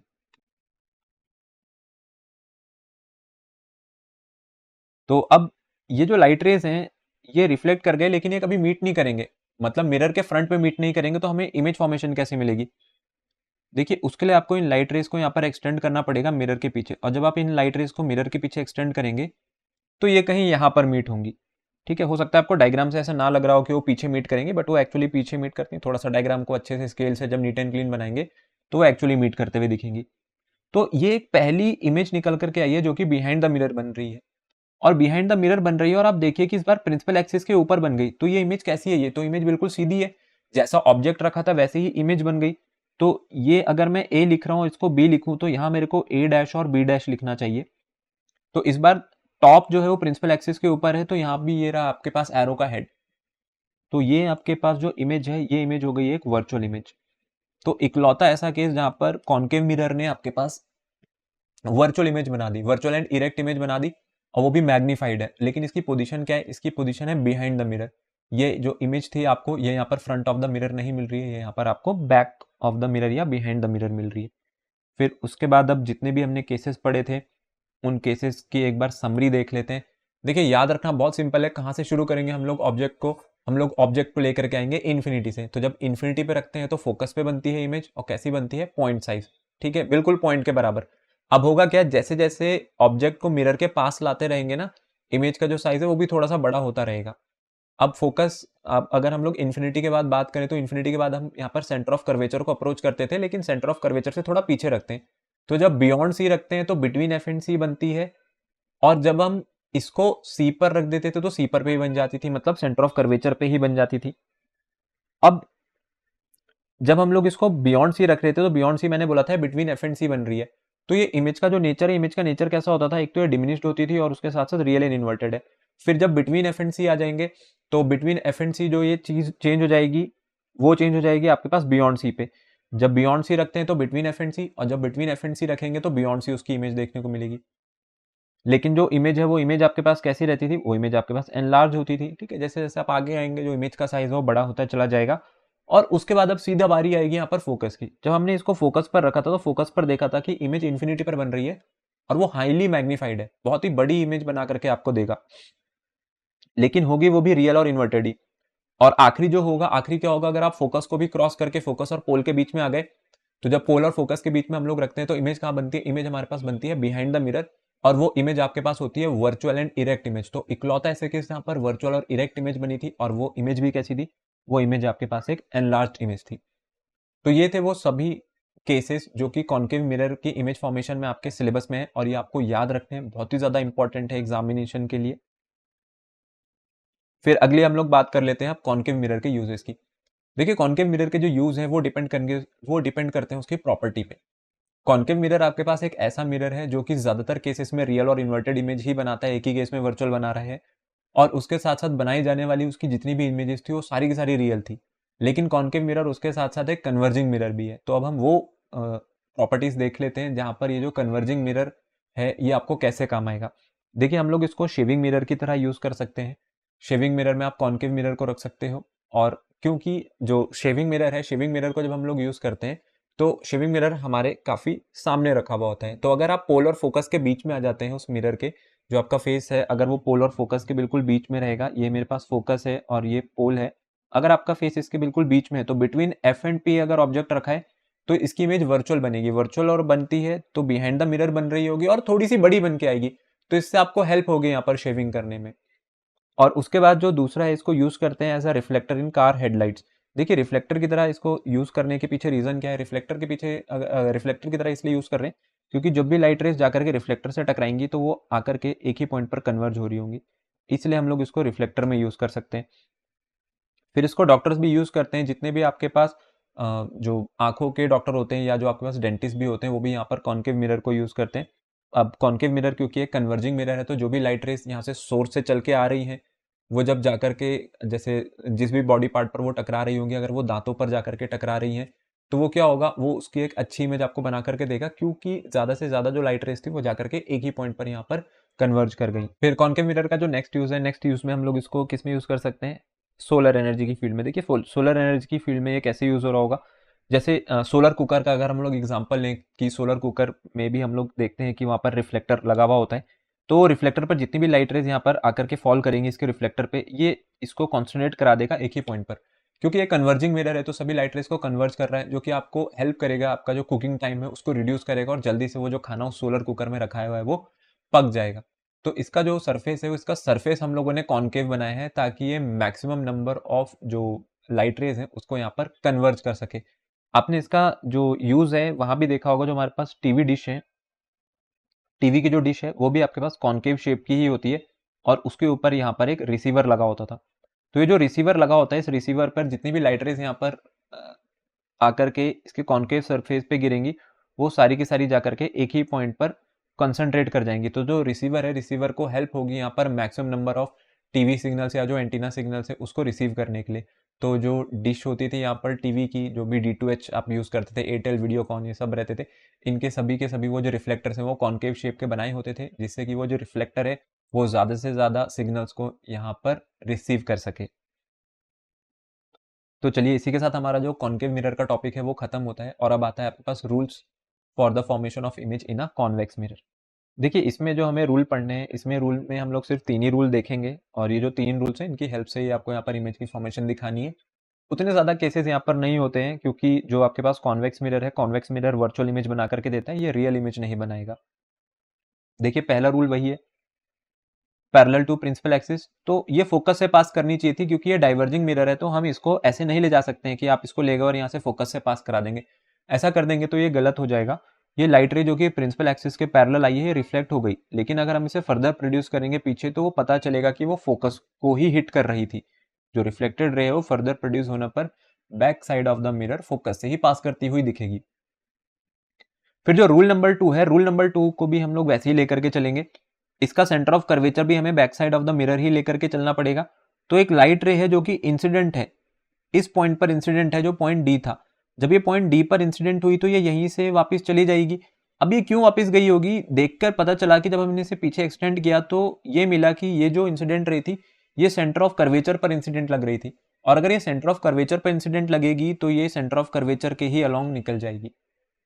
फिर रूल नंबर 3 पर आ जाते हैं। रूल नंबर 3 क्या है? रूल नंबर 3 का मतलब है कोई भी एक ऐसी लाइट रे जो कि फोकस पर इंसिडेंट हो। अब फोकस पर इंसिडेंट ये वाली लाइट रे लग रही है क्योंकि जब हम इसको फर्दर एक्सटेंड करेंगे तो ये फोकस पर गिरना चाहेगी। तो अगर फोकस पर इंसिडेंट होती है तो किसके पैरेलल निकल जाती है? प्रिंसिपल एक्सिस के। प्रिंसिपल एक्सिस के पैरेलल आएगी तो फोकस से निकलेगी, और अगर फोकस पर आएगी तो प्रिंसिपल एक्सिस के पैरेलल निकल जाती है। तो इसके अब वो 2 केस भी देख लेते हैं जो आपके सिलेबस में है। एक तो है कि आपने ऑब्जेक्ट को रखा हुआ है यहाँ पर इन्फिनिटी और पोल के बीच में। अब ये सेंटर ऑफ कर्वेचर या फोकस नहीं है, ये कहीं पर भी रखा हो सकता है, बस इन्फिनिटी से पहले रखा हुआ है, ठीक है, पोल के बाद है और इन्फिनिटी से पहले। तो ये जो ऑब्जेक्ट है, एक लाइट रे हमने बनाई जो कि किसके पैरेलल है? प्रिंसिपल एक्सिस के। तो ये यहां से डाइवर्ज होकर निकल गई, लेकिन अगर इसको पीछे ड्रॉ करें तो पता चलेगा ये फोकस से जा रही थी। क्यों? क्योंकि प्रिंसिपल एक्सिस के पैरेलल आई है तो फोकस से जाएगी। डाइवर्जिंग मिरर है, इसीलिए हम यहाँ पर किसी भी लाइट रेस को एक्चुअली इंटरसेक्ट करते हुए नहीं दिखा सकते, हमें इमेजिनरी ही इनको प्रोड्यूस करना पड़ेगा। फिर एक लाइट रे हम लोगों ने यहाँ पर ली जो कि लग रहा है कि सेंटर ऑफ कर्वेचर से पास होना चाहती है, तो सेंटर ऑफ कर्वेचर को ही वापस लौट जाएगी, डाइवर्ज हो जाएगी सेम इसी डायरेक्शन में। तो जब इन इमेजिनरी लाइंस को हम देखेंगे तो इमेजिनरी लाइन यहाँ पर इंटरसेक्ट करती हुई आपको दिखेंगी। तो ये हो गई आपके पास इमेज। ए बी जो ऑब्जेक्ट था, ए बी ऑब्जेक्ट की आपको इमेज मिल गई ए डैश बी डैश। अगर आपने ए ऊपर बनाया था, यहाँ भी एरो हेड पे हम लोग ए डैश बनाएंगे, तो इससे पता चल रहा है कि जो इमेज है वो बिल्कुल सीधी बनी है, मीन्स वर्चुअल और इरेक्ट है। और देख करके क्या आप साइज बता सकते हैं? देख करके अगर हम अंदाजा लगाएंगे तो साइज में क्या पता चल रहा है कि छोटी बनी है। तो पॉइंट साइज नहीं है, लेकिन हाँ डिमिनिश जरूर है, तो वर्चुअल और इरेक्ट है और डिमिनिश्ड है। फिर अब दूसरा केस हम लोगों ने लिया है। दूसरे केस में जो ऑब्जेक्ट है वो इन्फिनिटी पर रखा हुआ है, और अगर ऑब्जेक्ट आपके पास इन्फिनिटी पर रखा है तो फिर से वही चीज, ये जो लाइट रे आ रही है इस पर रिफ्लेक्शन हम लोग दिखाएंगे, ठीक है, रिफ्लेक्ट होकर के ये लॉ ऑफ रिफ्लेक्शन को फॉलो कर रही है। ये नियरली प्रिंसिपल एक्सिस के पैरेलल है, नियरली, ठीक है, एग्जैक्टली पैरेलल नहीं है, इसलिए हम लोगों ने इसे एग्जैक्टली फोकस से नहीं निकाला। फिर एक लाइट रे आई जो कि पोल पर इंसिडेंट है। अगर पोल पर इंसिडेंट है तो ये एंगल ऑफ इंसिडेंस को ही फॉलो करेगा, एंगल ऑफ रिफ्लेक्शन, और रिफ्लेक्ट हो जाएगा उसी एंगल से जिससे वो आ रही थी। फिर आप फर्दर प्रोड्यूस कर सकते हैं रिफ्लेक्टेड रेस को, फर्दर प्रोड्यूस करने पे आपको ये इमेजेस मिलती चली जाएंगी। तो ऐसे आप जितनी मर्जी चाहें उतनी इमेजेस यहाँ पर निकाल सकते हैं किसी भी ऑब्जेक्ट की, क्योंकि कॉन्वेक्स में हमें वो उतने सारे केसेस नहीं बनाने होते हैं, सिर्फ यही 2 केसेस हैं। तो यहाँ भी इमेज वर्चुअल है और यहाँ भी इमेज वर्चुअल है।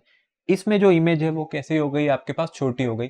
तो अगर आपने ध्यान दिया होगा तो यहाँ पर क्या हो रहा है कि जब हम इसको ऑब्जेक्ट को मिरर से दूर ले जा रहे हैं, पहले जब ये इन्फिनिटी पर नहीं था तो इसकी इमेज का जो साइज है वो ज्यादा है, लेकिन जब इसको दूर ले गए तो इसकी इमेज का जो साइज वो कम हो गया।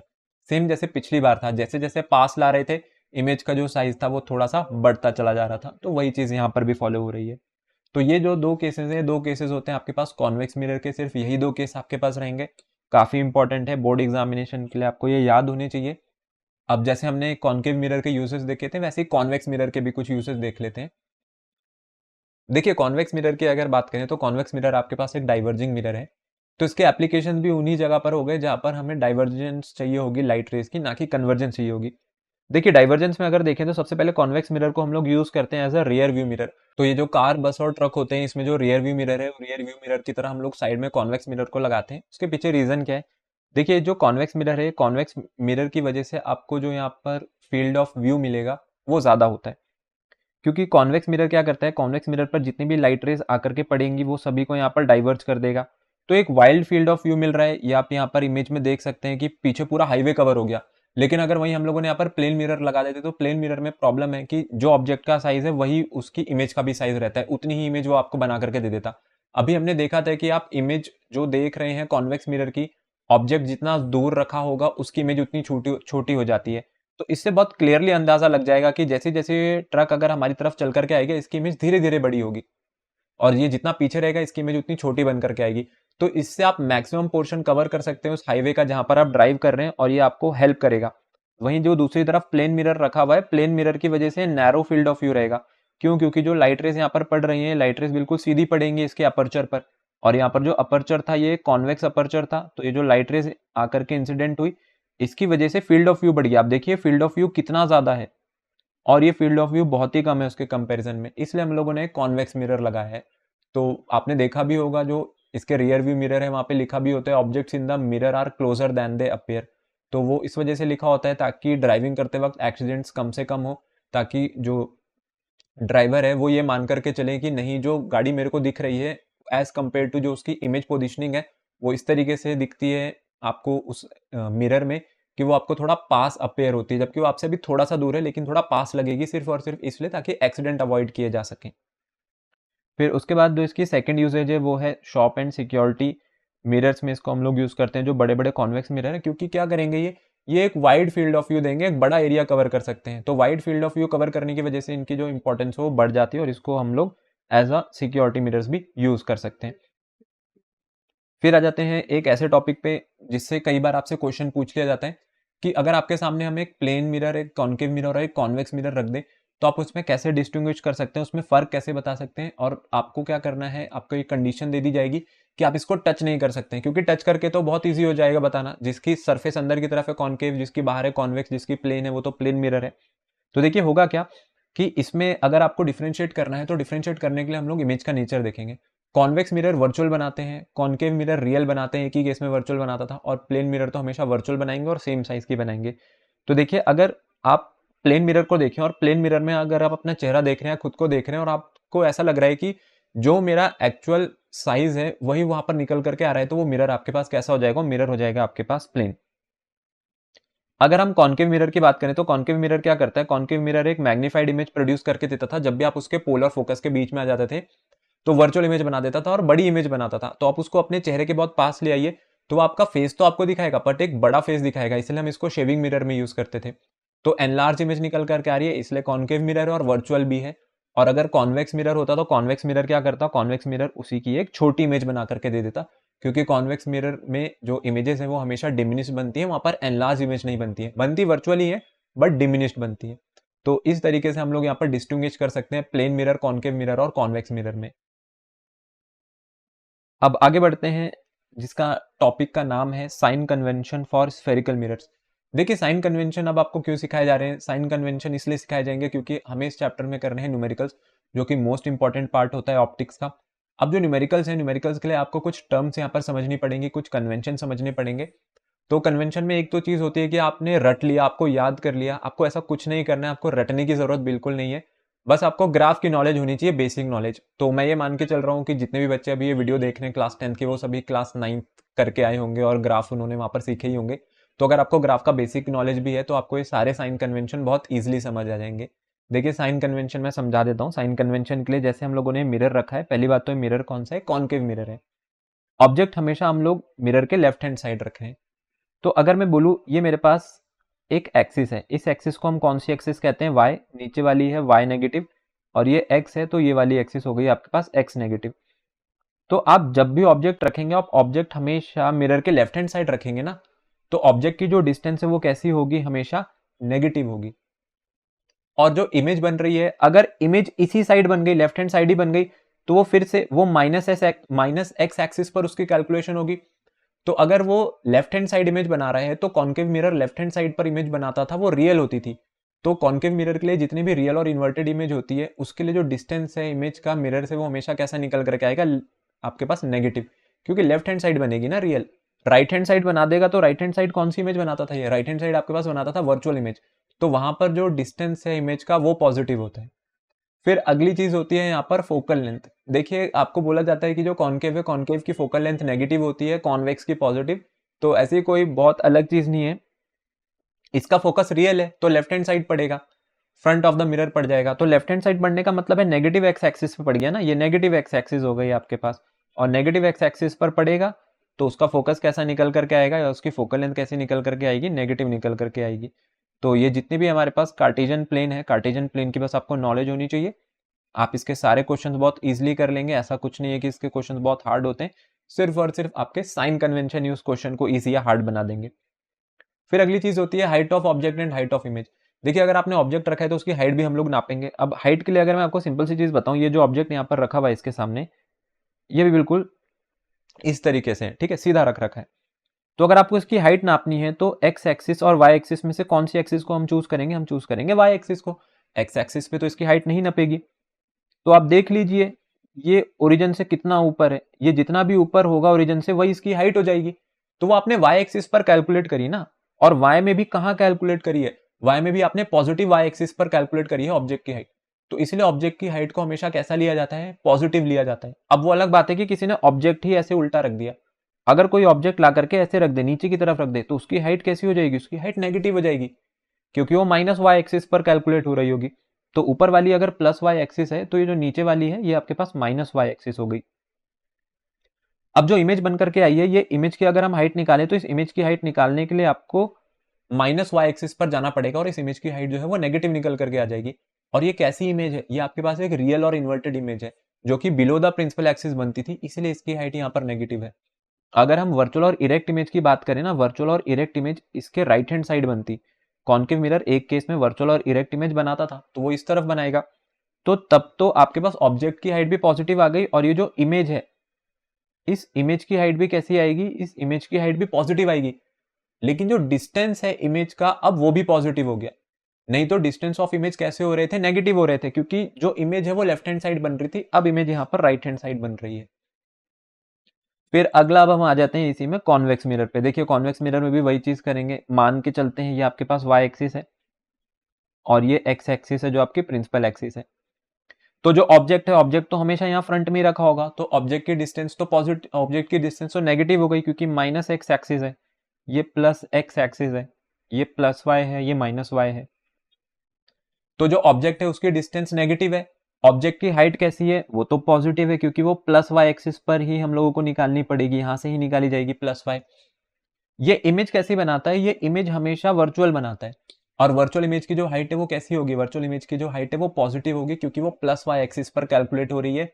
और उसकी जो डिस्टेंस है इमेज की वो भी कैसी होगी, वो पॉजिटिव होगी, क्योंकि वो कहाँ कैलकुलेट होगी, वो राइट हैंड साइड पर कैलकुलेट होगी। ओरिजिन के राइट हैंड साइड क्या पड़ती है, ओरिजिन के राइट हैंड साइड आपके पास पड़ती है प्लस एक्स एक्सिस, और ओरिजिन के जो नीचे साइड पड़ती है वो माइनस वाई एक्सिस है। तो इसमें जो रियल इमेज है वो बनी नहीं, और अगर रियल इमेज नहीं बनी तो हाइट भी यहाँ पर नेगेटिव नहीं होगी। तो ये है आपके पास sign convention. Focal length concave की नेगेटिव है और फोकल लेंथ जो कॉन्वेक्स की है वो पॉजिटिव है। अच्छा, इसकी पॉजिटिव क्यों है, क्योंकि इसका फोकस जो है वो वर्चुअल होता है। हम लोग बिहाइंड द मिरर लेते थे फोकस को, तो आप फोकस के लिए कौन सी एक्सिस पर मूव कर गए, आप फोकस के लिए मूव कर गए पॉजिटिव एक्स एक्सिस पर, इसीलिए इसकी जो फोकल लेंथ है वो भी कैसी हो गई, आपके पास पॉजिटिव फोकल लेंथ हो गई। कॉन्केव मिरर की माइनस एफ होती है, और जो कॉन्वेक्स मिरर है उसकी फोकल लेंथ होती है आपके पास प्लस एफ, पॉजिटिव की वैल्यू लेंगे। तो क्वेश्चन में हमेशा 10 सेंटीमीटर 12 सेंटीमीटर ही लिखा आता है, प्लस माइनस नहीं लिखा होता है। वो आपको क्वेश्चन में खुद ही ध्यान रखना पड़ेगा। कॉन्केव मिरर है तो नेगेटिव लेकर के चलेंगे, और पॉजिटिव, और अगर कॉन्वेक्स है तो पॉजिटिव लेकर के चलेंगे।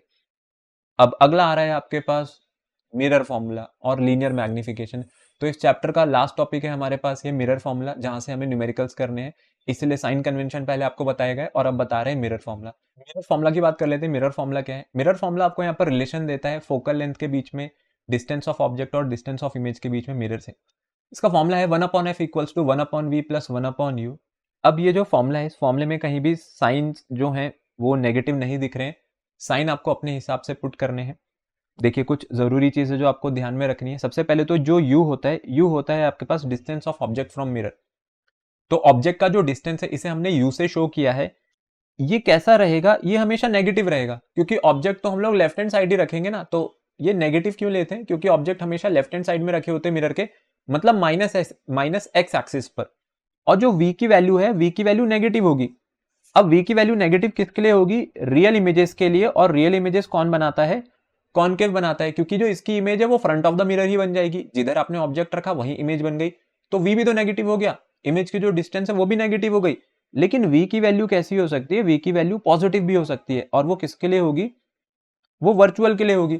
अब वर्चुअल इमेजेस कौन बना रहे हैं? वर्चुअल इमेजेस कॉन्वेक्स मिरर बना रहे हैं। और कॉन्वेक्स मिरर वर्चुअल कहां बनाते हैं? Behind the mirror. मतलब प्लस एक्स एक्सिस पर आपको नापनी पड़ेगी वो डिस्टेंस, राइट हैंड साइड पर जाकर के ओरिजिन के। तो ये कॉन्वेक्स बनाते हैं, लेकिन एक केस में इसे कॉनकेव ने भी बनाया था, इसीलिए v की वैल्यू क्या रहेगी यहाँ पर? पॉजिटिव रहेगी फॉर वर्चुअल। अब जो हाइट है, हाइट को हम शो करते हैं, ऑब्जेक्ट की हाइट को h1 से और इमेज की हाइट को हम शो करते हैं h2 से। तो यहाँ पर एक टर्म आती है लीनियर मैग्निफिकेशन। तो मैग्निफिकेशन जो है वो रेशियो होता है, और ये किसका रेशियो होता है? Height of image to the height of object, means h2/h1। तो जो h1 है, h1 की वैल्यू कैसी होगी? हमेशा पॉजिटिव, क्योंकि ऑब्जेक्ट की हाइट तो हम लोग पॉजिटिव ही लेंगे ना। प्लस y एक्सिस पर कैलकुलेट करते थे, सीधा रखेंगे ऑब्जेक्ट हमेशा। लेकिन जो h2 है, h2 की वैल्यू नेगेटिव हो सकती है। h2 की वैल्यू नेगेटिव कब होगी? जब आपके पास जो इमेज है वो नीचे की तरफ बनेगी, इन्वर्टेड बनेगी। तो आपको प्रिंसिपल एक्सिस से नीचे जाके कैलकुलेट करना पड़ेगा -y एक्सिस पर, और वो इमेज हो गई रियल। लेकिन ये h2 की वैल्यू पॉजिटिव भी हो सकती है, और जब ये पॉजिटिव होगी तो इमेज कैसी रही होगी? इमेज आपके पास वर्चुअल रही होगी, बिल्कुल सीधी बनी होगी जैसा आपने ऑब्जेक्ट रखा है। तो अब यहां से जो मैग्निफिकेशन है, मैग्निफिकेशन की दो वैल्यूज होती हैं। या तो मैग्निफिकेशन आपके पास नेगेटिव होता है या फिर पॉजिटिव होता है। देखिए अगर मैग्निफिकेशन का फॉर्मूला h2/h1 है, तो हम कह रहे हैं h1 तो नेगेटिव नहीं होगा, h1 तो पॉजिटिव होगा। तो अगर आपने h2 नेगेटिव रखा और h1 पॉजिटिव रखा, तो नेगेटिव अपॉन पॉजिटिव कैसा आंसर देते हैं? नेगेटिव। तो h2 की वैल्यू नेगेटिव क्यों ली? हाइट ऑफ इमेज नेगेटिव क्यों है? क्योंकि वो रियल रही होगी ना। तो मैग्निफिकेशन नेगेटिव होता है for real images, m equals to negative. और अगर इमेज आपके पास वर्चुअल है, तो इमेज वर्चुअल पे आप क्या करते हैं? इमेज वर्चुअल पे आप h2/h1 के रेशियो में हाइट ऑफ इमेज भी पॉजिटिव लेते, हाइट ऑफ ऑब्जेक्ट भी पॉजिटिव लेते। क्यों? क्योंकि जैसा आपने ऑब्जेक्ट रखा वैसी इमेज बन जाएगी, प्लस y एक्सिस पर ही इमेज की हाइट भी कैलकुलेट होगी। तो यहां से m आ जाएगा पॉजिटिव। ये होता है फॉर वर्चुअल। तो ये जो मैग्निफिकेशन है पॉजिटिव हो गया for virtual images and negative हो गया फॉर रियल इमेजेस। तो इसी तरीके से जो मैग्निफिकेशन है वो आप निकाल सकते हैं। और मैग्निफिकेशन में खास चीज आपको ध्यान रखनी, जब भी क्वेश्चन में आपको मैग्निफिकेशन पहले दे दे, तो वहां पर आपको समझना पड़ेगा कि नेगेटिव मैग्निफिकेशन, पॉजिटिव मैग्निफिकेशन हमें क्यों लेना है, रियल पे क्या होगा, वर्चुअल पे क्या होगा। और मैग्निफिकेशन का एक दूसरा फॉर्मूला भी होता है, जो कि होता है in the terms of distance of image and distance of object. और इसका दूसरा फॉर्मूला है m इक्वल्स टू -v/u। तो चाहे मैग्निफिकेशन को हम बोलें ये h2/h1 है, और इसी को आप लिख सकते हैं कि मैग्निफिकेशन इक्वल्स टू -v/u। तो इसी के साथ हमारा ये जो टॉपिक है खत्म होता है, जिसका नाम था mirror formula and linear magnification. तो ये था हमारे पास इस चैप्टर का लास्ट टॉपिक। तो इसी के साथ आज का जो ये चैप्टर है, चैप्टर हमारे यहाँ पर खत्म होता है। अब इस चैप्टर के नेक्स्ट पार्ट में हम लोग कवर करेंगे रिफ्रैक्शन ऑफ लाइट को। तो मेक श्योर कि आप वो वाला वीडियो ज़रूर देखें। लेकिन उससे पहले ये जो रिफ्लेक्शन ऑफ लाइट है, इसके कुछ PYQs और कुछ इंपॉर्टेंट क्वेश्चन हम करेंगे। तो आप जाकर के उस वीडियो को भी देख सकते हैं, वो आपको काफ़ी ज़्यादा हेल्प करेंगे आपके बोर्ड एग्जामिनेशन में अच्छे मार्क्स अचीव करने में। तो चलिए आज की इस वीडियो को यहीं पर ख़त्म करते हैं। जल्दी मिलते हैं हमारी एक नेक्स्ट वीडियो में।